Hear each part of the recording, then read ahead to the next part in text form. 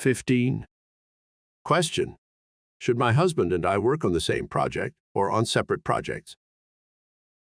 Answer: this is totally up to you. My wife and I have different interests, yet we have a lot in common. Do you remember the story I told about our return to the United States last spring?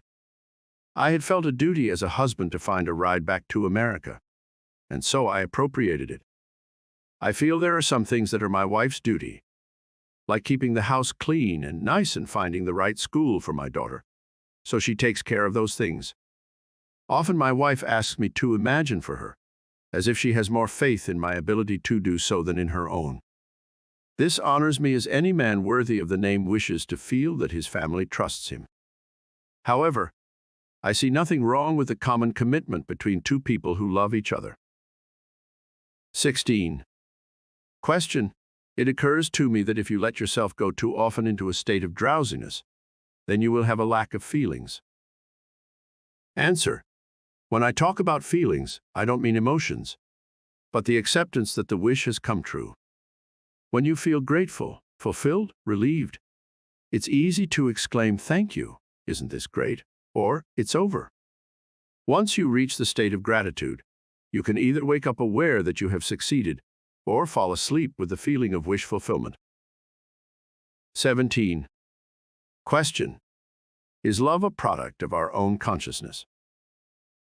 Answer: everything exists in your consciousness, whether it is hate or love. Nothing comes from the outside. The hills that you observe in search of an answer belong to an inner landscape. Your feelings of love, hate, or indifference all arise from your consciousness. You are infinitely greater than you can ever perceive yourself to be. Never in all eternity will you be able to reach the utmost of you. That is how wonderful you are. Love is not a product of you. You are love. For that is what God is, and the name of God is I Am, that same name by which you define yourself before affirming the state in which you are presently. 18. Question: suppose my will cannot come true before 6 months or a year. Should I wait before imagining it? Answer: when desire is born in you, that is the moment to accept it in its fullness. Perhaps it's not a coincidence that that need came to you at that very moment. Your three-dimensional being may think that it cannot happen now, but your four-dimensional mind knows that it is already there. So you must accept the desire now as a physical fact. Imagine you want to build a house. The need for it is there right now, but it will take time for the trees to grow and for the carpenter to build it. Although the need seems excessive, don't wait just to adjust to it. Assert possession of it even now, and let it objectify itself in its unusual way. Don't say it will take 6 months or a year. The very moment you are overwhelmed with desire, already take it for granted as a fact. You and only you have given your desire a time frame, and time is relative in this world. Don't wait for something to come true. Accept it now as if it's already there and watch to see what happens. When you feel a desire, it is the deepest you, whom men call God, speaking. He is prompting you, through desire, to accept that what is not what will be. Desire is simply his communion with you, who is telling you that your desire belongs to you now. Your acceptance of it will be evidenced by your complete adjustment to it, as if it were true. 19. Question: why do some of us die young? Answer: our lives, considered in retrospect, are not measured by years, but by the content of those years. 20. Question: how would you define a full life? Answer: a variety of experiences. The more varied they are, the richer your life is. When you die, you enter a dimensionally larger world and play your piece on a keyboard composed of the experiences of human life. So the more varied your experiences, the more refined your instrument, and the richer your life. 21. Question: what about an infant who dies at birth? Answer: a child born lives forever, for nothing dies. It might seem that an infant who died at birth does not have that keyboard made of human experience. But as one poet said, "He drew a circle that excluded me, as a heretic, a rebel, one to be mocked. But love, and I found the ingenuity to win. We drew a circle that included him. The beloved has access to the sensory experiences of the lover. God is love. Therefore, in the final moment, all have an instrument, the keyboard of which is made up of the sensory impressions of all men. 22. Question: what is your prayer technique? Answer: it all starts with desire, for desire is the spring of action. You must know and define your goal, then condense it into a feeling that implies realization. When your desire is well defined, immobilize your physical body and live, in your imagination, the action that implies its realization. Repeat this act over and over again until it takes on a vividness and a feeling of reality. Or condense your desire into a single phrase that implies fulfillment, such as, "Thank you, Father." That's great, or it's over. Repeat this condensed phrase or action over and over in your imagination. After that, arouse yourself from that state, or let yourself slip into the depths. It is indifferent, for the act is done once you have completely perceived it as done in that sleeping, drowsy state. 23. Question: two persons want the same office. One holds it. The other had it, and now wants it back. Answer: your Father, your dimensionally greater you, has ways and means that you do not know. Accept His wisdom. Feel that your desire is fulfilled, after which allow your Father to give it to you. The person currently in office could be promoted to a higher position, or marry a very wealthy person and quit their job. He might inherit a large sum of money, or choose to move to another state. Many people say they want to work, but I highly doubt it. What they want is security, and they associate security with work. But I doubt the average guy really wants to wake up in the morning and go to work. 24. Question: what is the cause of illness and pain? Answer: the physical body is a filter for the emotions. Many of man's ailments, which until yesterday were considered purely physical, are now recognized as originating in emotional disorders. Pain comes from lack of relaxation. When you are asleep, you feel no pain. If you are under anesthesia, you feel no pain because you are, so to speak, relaxed. If you feel pain, it is because you are tense and you are trying to force something. But you cannot force an idea to take shape. You simply have to take possession of it. It's about effortless attention. Only practice will bring you to the point where you know how to be attentive while being relaxed. Attention is tending toward an end, and relaxation is exactly the opposite. They are two totally opposite notions that you will have to mix until you learn with practice to be attentive but not tense. The word affirmation means effortless attention. In the state of affirmation, you are caught up in the idea without being tense. 25. Question: no matter how hard I try to be happy, deep down I always have the melancholy feeling of being excluded. Why? Answer: because you feel unwanted. If I were you, I'd assume I was wanted. You know the technique. The assumption of being wanted may seem false at first, but if you feel wanted and respected and persist in that assumption, you will be amazed at how much others will seek you out. They will begin to see those qualities in you that they have never seen before. I promise you, if you imagine that you are wanted, you will be. 26. Question: if the death of a loved one brought me economic security, would it mean that I caused that death? Answer: don't think for a moment that you could have caused a death by imagining your financial security. Your greatest you will never hurt anyone. He sees everyone, and, knowing everyone's lifespan, can suggest the person to give you what can fulfill your wish. You did not kill the person who named you in his will. If a few days after your complete acceptance of the idea of economic stability, Uncle John left this three-dimensional sphere and left you his property, it was only because it was time for Uncle John to go. He did not die a second before his time. Your greater you observed John's lifespan and used him as a means to realize your feeling of stability. Acceptance of the end makes you find the means to that end. Don't worry about anything but the end. Always keep in mind that the responsibility of making it real does not rest on your shoulders. Your desire belongs to you because you have accepted it. 27. Question. I have more than one goal. Would it be ineffective to focus on several goals at different times of concentration? Answer. I prefer to have a single intense ambition and narrow it down to a single short sentence or act involving accomplishment, but I don't limit my ambition. I simply know that my true goal will include all the other lesser ones. 28. Question. I find it difficult to change my concept of myself. Why? Answer. Because your desire to change has not been stimulated. If you fell in love with what you really want to become, you would become it. It takes intense longing to accomplish self-transformation.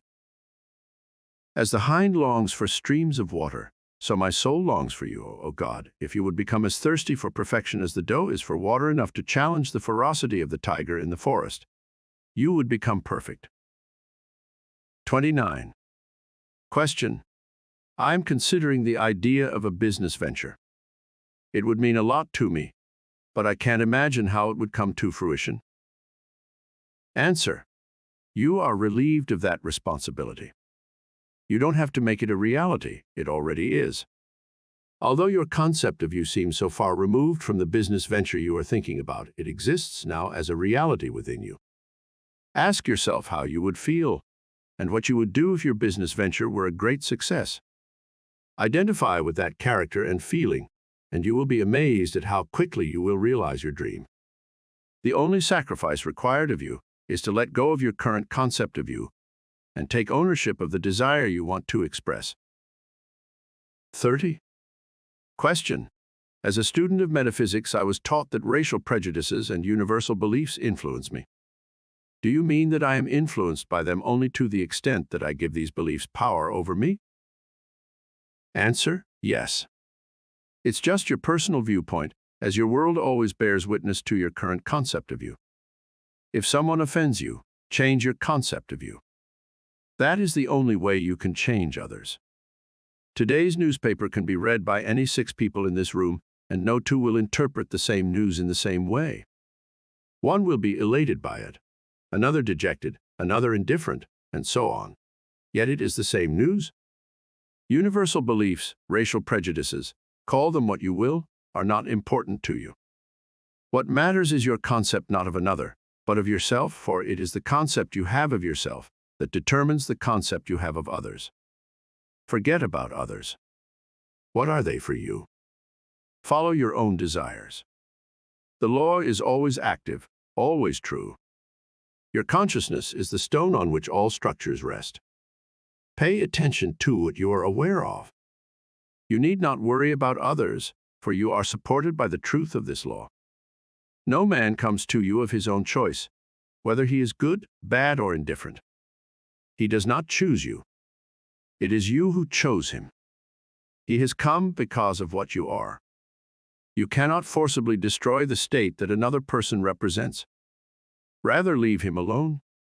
What is he to you? Rise to a higher level of consciousness, and you will find a new world waiting for you. And when you sanctify others, others will be sanctified. 31. Question. Who wrote the Bible? Answer. The Bible was written by wise men who used solar and phallic myths to reveal psychological truths. But we have mistaken their allegories for history, and thus have failed to grasp their true message. It is strange, but when the Bible was published to the world, and there seemed to be acceptance, the great library of Alexandria was destroyed by fire, erasing all traces of how the Bible came to be. Few can read in other languages, so they cannot compare their beliefs with others. Our churches do not encourage us to compare. How many of the millions of people who accept the Bible as fact question it? Believing it to be the Word of God, they blindly accept the words, and in so doing miss the essence they contain. Having accepted the vehicle, they do not understand what the vehicle carries. 32. Question. Do you use the Apocrypha Bible? Answer: not in my teachings. I have many volumes of them at home. They are no more grandiose than the 66 books in our official Bible. They simply tell the same truth in a different way. For example, it tells the story of Jesus who, as a young boy, watched children create birds out of mud. Holding them in their hands, they pretended the birds were flying. Jesus came up and knocked the birds out of their hands. As the children cried, he picked up a broken one and reshaped it. Holding it up, he blew on it, and the bird put on wings. Here is the story of the one who came to destroy the idols of men's minds, and then show them how to use the same substance and reshape it into a beautiful form and give it life. This is what this story tries to suggest. I came not to bring peace, but a sword. Truth kills all the mud chicks of the mind. It kills illusions and reshapes them into a new pattern that sets man free. 33. Question: if Jesus is a fictional character created by the authors of the Bible in order to explain certain psychological situations, how do you explain the fact that he and his philosophy are also mentioned in the secular and non-Christian historical texts of the time? Weren't Pontius Pilate and Herod Roman officials in the flesh at the time? Answer: the story of Jesus is identical to that of Krishna, the savior of the Hindus. They are the same psychological character. It has been imagined that both were born to virgin mothers. The rulers of the time tried to kill them as infants. They both healed the sick, raised the dead, taught the gospels of love, and died as martyrs for humanity. Hindus, like Christians, believe that their savior is God-made man. Today people quote Socrates, yet the only proof of Socrates' existence is found in the works of Plato. It is said that Socrates drank hemlock. But I ask you, who is Socrates? I once quoted a line from Shakespeare, and a woman said to me, but Hamlet said that. Hamlet never said that. It was Shakespeare who wrote the lines and put those words in the mouth of the character he created and called Hamlet. St. Augustine once said, what is now called the Christian religion already existed among the ancients. They began to call Christianity the true religion, although it had never existed. 34. Question: do you use affirmation and negation? Answer: forget about those schools of thought that use affirmations and negations. The best affirmation, as well as the only effective one, is that assumption which implies in itself the negation of the previous state. The best negation is total indifference. Things wither and die by means of indifference. They are instead kept alive by means of attention. One cannot deny a thing by asserting that it does not exist. Rather, you give it life by recognizing it, and what you recognize as true will be true for you, whether it is good, bad, or indifferent. 35. Question: is it possible for a person to look dead and yet not be dead? Answer: General Lee is thought to have been born 2 years after his mother, who was given up for dead, was buried alive. Luckily for her, she was not embalmed or buried underground, but in a grave from where someone heard her scream and released her. 2 years later, Mrs. Lee gave birth to a son who later became General Lee. He is part of the history of this country. 36. Question: how can a person who was disadvantaged in childhood be successful in life? Answer: we are creatures of habit, constructing mental patterns that are repeated over and over again. Although habit acts as an impulsive rule that drives us to repeat that pattern, it is not a law, as we can modify those patterns. Many successful men like Henry Ford, Rockefeller, and Carnegie were underprivileged people in their childhood. Many of our country's high-achieving names came from needy families, yet they left behind great achievements in the political, artistic, or financial fields. One evening, a friend of mine attended a meeting for young advertising executives. The speaker of the evening said to these young men, "I have but one thing to say to you tonight, and that is that if you make yourselves great, you cannot fail." He took a fish bowl and filled it with a bag of English nuts and one of small beans. He mixed them with the my, began to shake the bowl, and said, "This bowl is life. You cannot stop its shaking, since life is a constantly pulsating and active rhythm. But watch. and as they watched, the large nuts came to the surface, and the small beans went down. Looking into the bowl, the man asked, "Which of you is complaining, wondering why?" He added, "Strange, the sound is coming from inside the bowl and not outside." Abin is complaining that if he had grown up in the same environment as the nut, he too could have done great things. But he never got the chance. Then he took a bin from the bottom of the bowl and put it on top, saying, "I can bring the bin to the surface forcibly, but I cannot prevent the bowl of life from shaking." And in shaking the bowl again, the little bin slipped back to the bottom. Hearing another complaint, he asked, "What is it that I hear?" "Are you saying I should take one of the big ones that feels so big and put him on the bottom and see what happens to him? Do you think he will be limited like you, because the opportunity to achieve great things will be taken away from him like it happened to you? Let's see." Then the lecturer took one of the large nuts and pushed it to the bottom of the bowl, saying, "I can't stop the bowl from shaking anyway." And as the young men watched, the nut came up again. Then the man added, "Gentlemen, if you want to be successful in life, grow up." My friend took this message to heart and began to imagine himself as a successful businessman. Today he has truly become a big shot, if you judge success by money. He currently employs over 1,000 people in the city of New York. Any one of you can do what he has done. You presume to be what you want to be. Live in that presumption, and it will come true. Research, Victoria, the realization of a dream. Once during a resting period at the sea, I meditated on the perfect state and wondered what I would be if I had eyes so pure as not to see injustice, if everything appeared to me immaculate, and if I were without sin. As I lost myself in these fiery reflections, I found myself levitating above the darkness of the senses. It was a sensation so intense that I felt like a creature of fire inhabiting a body of air. I heard voices of a celestial choir, exalted as one who had won a battle with death, singing, "He is risen, he is risen." And intuitively I knew they were referring to me. Then it seemed to me that I was walking in the night. Soon I came upon a scene that resembled that of the ancient pool of Bethsaida, for there stood a multitude of disabled people, blind, lame, shrunken, who were not, however, waiting for the waters to stir, as in the ancient tradition, but waiting for me. As I approached, without any thought or effort on my part, one by one, they reshaped themselves as if by the work of the wizard of beauty. Eyes, hands, feet, all the defective limbs, came from some invisible reserve and molded themselves in harmony with that perfection which I felt emanating within me. When all were restored to perfection, the chorus exulted, "It is finished." Then the scene faded, and I awoke.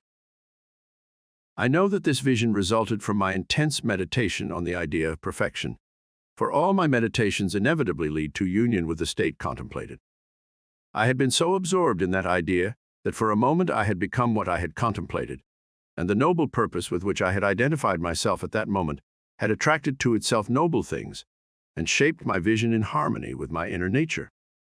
The ideal with which we are united works by association of ideas so as to awaken thousands of feelings and to create a situation corresponding to the main idea. I first discovered this close connection between feelings and visions when I was about 7 years old. I realized that a mysterious life was moving within me like a stormy ocean of frightening power. I could always tell when I was about to conjoin with this mysterious identity, for on the nights when I had these visitations, my senses were in a state of expectation, and I knew with certainty that before morning I would find myself alone in front of immensity. I dreaded these visitations so much that I would lie awake in bed until my eyes closed from exhaustion.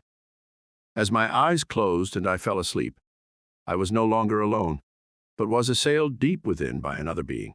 Yet I knew that he was myself. He seemed older than the world, yet he was closer to me than my teenage years. If I tell what I discovered on those nights, it is not to impose my ideas on others, but so that I can give hope to those who seek the law of life. I discovered that sense of expectation acted as a magnet that connected me with this higher me, while my fears made it seem like a stormy sea. As a young boy, I saw this mysterious me as powerful, and in joining him, I perceived his majesty as a stormy ocean that was bathing me, tossing me about and tossing me about as if I were a helpless wave. As a grown man, I then perceived him as love and myself as his child, and now, in uniting myself to him, how much love envelops me. He is the mirror of all. Whatever conception we have of him, he embodies it for us. I believe that it is the central point through which all the threads of the universe wind, so I have modified my values and changed my ideas so that they depend on and are in harmony with it, which is the only cause of all that exists. It is for me that immutable reality that shapes the circumstances in harmony with our concept of ourselves. My mystical experiences have convinced me that there is no other way to achieve that outer perfection we seek than to transform ourselves. The moment we succeed in transforming ourselves, the world will magically dissolve before our eyes and reshape itself in harmony with what our transformation affirms. I am going to tell you about two other visions because they confirm the truth of my observation that we, thanks to the intensity of hate and love, become what we contemplate.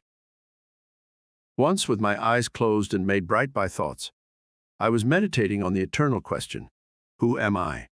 And I felt myself gradually dissolving in an endless sea of vibrant light, while my imagination went beyond all fear of death. In that state, there was nothing but myself, an endless ocean of liquid light. I had never felt more intimate with being. I don't know how long the experience lasted, but my return to Earth was accompanied by the distinct feeling that I was resuming a human form. Another time, I was lying on the bed with my eyes closed as if in sleep and meditating on the mystery of Buddha. By and by, the dark recesses of my brain began to light up. I felt as if I were surrounded by luminous clouds that emanated from my head like pulsating circles of fire. For a while I saw nothing but these luminous circles. Then a quartz crystal appeared before my eyes. As I watched, the crystal broke into pieces that invisible hands transformed into the living Buddha. Looking at this meditative being, I saw that it was myself. I was the living Buddha I had contemplated.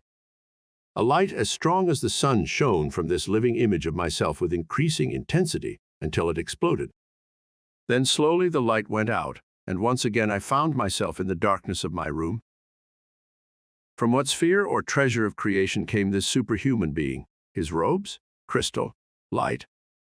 If it was a world of real beings in which I moved, looked, felt, there where the lame, the infirm, the blind were transformed into harmony with my inner nature, then my theory of having another body more subtle than the physical, a body which can be detached from the physical and used in other spheres, is right, for looking, feeling, moving are functions of the organism, however ethereal it may be.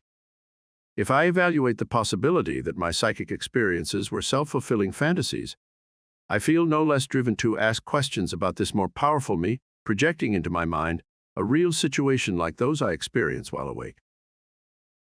I have indulged in these passionate meditations many times, and I know without a shadow of a doubt that both suppositions are true.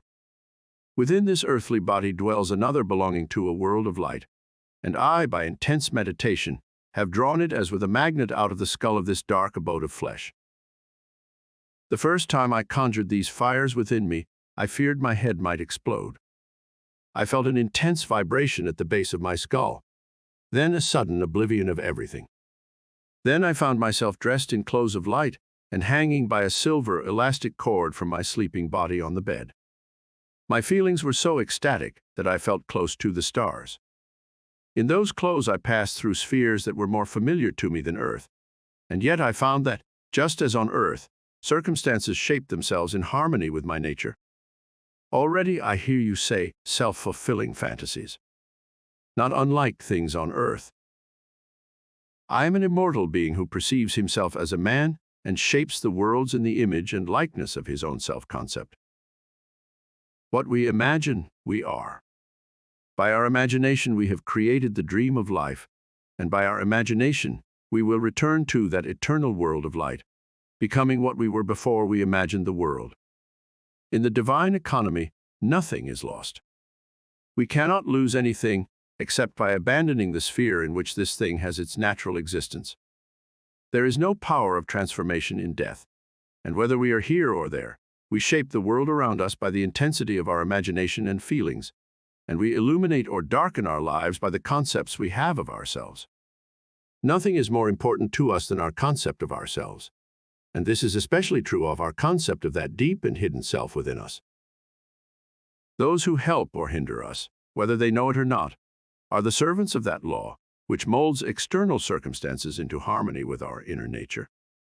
It is our conception of ourselves that liberates or imprisons us, though it may use external agents to accomplish its purpose. Since life molds the outer world to reflect the inner disposition of our minds, there is no way of achieving the outer perfection we seek except by transforming ourselves. No help comes to us from outside. The hills towards which we look belong to an inner landscape. It is therefore to our own consciousness that we must look as the only reality, as the only foundation on which every phenomenon rests. We can trust completely that the justice of that law will give us only what is in our nature. To try to change the world before we have changed our concept of ourselves is to struggle against the nature of things. There can be no external change until there is first an internal one. As it is within, so it is without. I am not encouraging philosophical indifference when I suggest that we should imagine ourselves as already being what we want to be, living in a mental atmosphere of grandiosity, instead of using physical means and arguments to bring about the desired change. Whatever we do, if it is not accompanied by a change of consciousness, is but a futile touching up of the surface. No matter how hard we toil, we can receive nothing more than what our unconscious assumptions affirm. To protest against what happens to us is to protest against the law of our own being and against our control of our own destiny. The events of my life are too closely connected to my concept of myself for them not to have been drawn out, by the work of my spirit, from some magical storehouse of my being. If these events cause me pain, I must be fooling myself, for I move and live in a world that corresponds to my concept of myself. Intense meditation generates a union with the contemplated state, and during this union, we have visions, experiences, and behaviors that match our change in consciousness. This shows us that a transformation of consciousness will result in a change of environment and behavior. However, our ordinary alterations of consciousness, in passing from one state to another, are not transformations, since each is quickly followed by an opposite one. But whenever a state becomes so stable as to eliminate its rivals permanently, it is then that habitual and central state defines our character and constitutes a true transformation. To say that we have been transformed means that those ideals which were formerly marginal in our consciousness now occupy a central place and constitute the habitual channel of our energy. All wars show that violent emotions are extremely powerful in accelerating mental changes. Every great conflict is always followed by a period of materialism and greed in which the ideals that were supposedly fought for are lost. This is inevitable because war evokes hatred, which leads to a descent in consciousness from the plane of the ideal to the lowest level where war is fought. If we were as passionate about our ideals as we are about what we hate, we would rise to the level of ideals as easily as we now fall to the level of hatred. Love and hate have a magical power of transformation, and by exercising them, we assume the likeness of that which we contemplate. Through intense hatred, we create in ourselves the character we imagine our enemy to have. Qualities die from lack of attention, so it is better to erase an unpleasant state by imagining a crown instead of ashes, gladness instead of mourning, than to attack directly that state from which we wish to free ourselves. That which is virtue and deserves praise. Let all this be the object of your thoughts, for we become that with which we relate. There is nothing to change but our concept of the self. Humanity is one being despite its many forms and faces, and within it there is only that apparent difference that we perceive in our own being when we dream. The images and events we see in dreams are creations of our own imagination and do not exist except in us. The same is true of the images and events we see in this dream that is life. They reveal to us our concept of ourselves.